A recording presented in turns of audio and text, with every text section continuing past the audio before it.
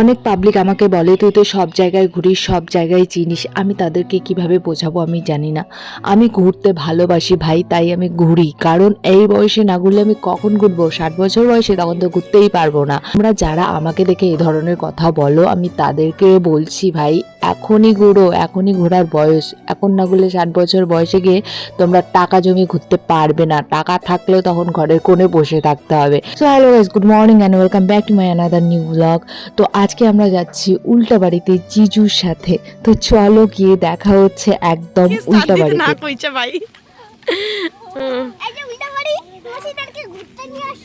ও মাই god মাম্মা, কাদেরকে নিয়ে এসছো? তোমার নাম কি বলো? সেই দিনটা ছিল 9th of জানুয়ারি।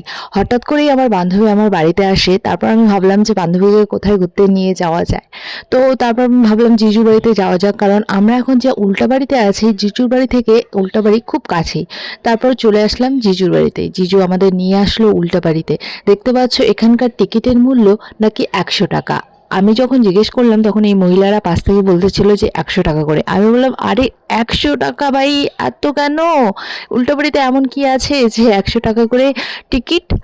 অনেকটা বেশি হয়ে যায়। দেখতেই পাচ্ছ উল্টাবাড়ির এই যে প্লেন প্রদর্শনী এখন নতুন করেছে। তো চলো দেখা যাক। তোমরা এখন দেখতে পাচ্ছ যে আমি আছি উল্টাবাড়িতে। তো উল্টাবাড়িতে আগে উল্টা ঘরটাই ছিল, আর এখন প্লেন প্রদর্শনী করেছে, বাচ্চাদের জন্য খেলনা রেখেছে। আর এই খেলনাগুলোতে উঠতে গেলে তোমাদের 50 টাকা করে দিতে হবে। এমনিতেই তো 100 টাকা ফিস, মানে এন্ট্রি ফিস। তার উপরে এই বাচ্চাদের খেলনাগুলোতে উঠতে গেলে তোমাদের 50 টাকা করে দিতে হবে। এরপর আমরা ঝটপট করে চলে গেলাম নকল ইন্ডিগোতে এক্সপিরিয়েন্স করার জন্য।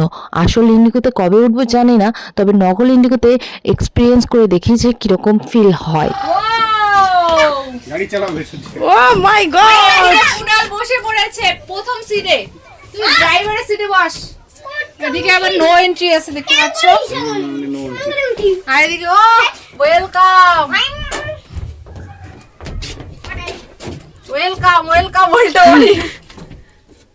ওই বস বস বিপাশা বস। বসে একটু আমরা বসে একটুখানি মজা নেই, তারপর আরো দেখো।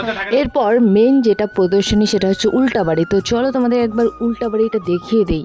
তো ভিতরটা দেখো, এরকম চেয়ার টেবিলগুলো জাস্ট উল্টো করে লাগানো আছে, মানে সবটাই প্রায় উল্টো করে লাগানো। বেড থেকে টিভি থেকে সব কিছু উল্টো করে লাগানো। এর আগেও তোমরা আমার ব্লগে দেখেছো যখন আমি এসেছিলাম আমার এক বান্ধবীর সাথে ফার্স্ট টাইম। এটা কিন্তু উল্টাবাড়িতে আমার সেকেন্ড টাইম। যেহেতু আমার বান্ধবী উল্টাবাড়িতে আসেনি, ও বললো যে উল্টাবাড়িতে আমি যাব, তাই জন্য ওর সাথে আমার এই সেকেন্ড টাইম উল্টাবাড়িতে আসা। এখন দেখতে পাচ্ছ আমি স্লিপারে উঠেছি আর আমার ভাগনার সাথে একটু শৈশবকালে ফিরে গেলাম। কারণ এই জিনিসগুলো অনেক মিস করি। যখন আমরা ছোট ছিলাম তখন উঠতাম, কিন্তু এখন তো উঠি না প্রায়। আর যখন বন্ধু বান্ধবী পাই তখন একটু মজা করে উঠি। তো তারপরে দেখতে পাচ্ছ তোমরা এখানে দুটো হাতি রয়েছে। বর্তমানে কিন্তু ফালাকাটার ওই সাইডটাই আমি দেখতে পাচ্ছি সোশ্যাল মিডিয়াতে যে হাতির তাণ্ডব বেড়ে গেছে। তোমরা সবাই সাবধানে থেকো। এরপর আমরা বেরিয়ে পড়লাম উল্টাবাড়ি থেকে। অনেকক্ষণ ঘোরা হয়ে গেল। আমরা দুটো গাড়ি রেখেছি এখানে, এই ব্যাপারটা নিয়ে কিছু বচসা চলছে। তো দেখো নেও তোমার 20 টাকা।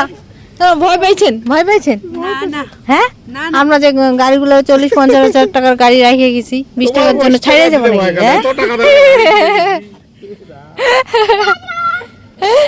চলো যাচ্ছে নাকি ওগুলো গাড়ি? তুই তো ভুল বললি, তোর গাড়ির মূল্য। আমার গাড়ির মূল্য কত হবে? বেশি হবে তো। হ্যাঁ, তো 40,000 টাকা নাকি স্কুটি, অ্যাক্টিভা, ছাগল। আমি ভুল বলে ফেললাম। জাম্বোটা অন্তপক্ষে তো 60-70 হাজার। আমার জাম্বোটা তো 1 লাখ, 1 লাখেরও বেশি। 1,40,000। 40-50 হাজার। তো যাই হোক গাইস, এই হচ্ছে আমাদের গাড়িগুলো এখানে রাখছি। দেখো পার্কিং এর জন্য কতটা জায়গা, অথচ গাড়ি আছে 3টা। ঠিক আছে, তাই জন্য ওরা ঝামেলা করছিল যে 20 টাকা দিবে কি দিবে না, তাই জন্য ঝামেলা করছিল, আর কিছু কারণ নাই। তো কুনাল চলো টাটা বলে দাও, বাই বাই। আমাদের ঘোরা শেষ। বল ভিডিওটা ভালো লাগলে অবশ্যই লাইক কমেন্ট শেয়ার করে দিও গাইস। টাটা করে দে, টাটা।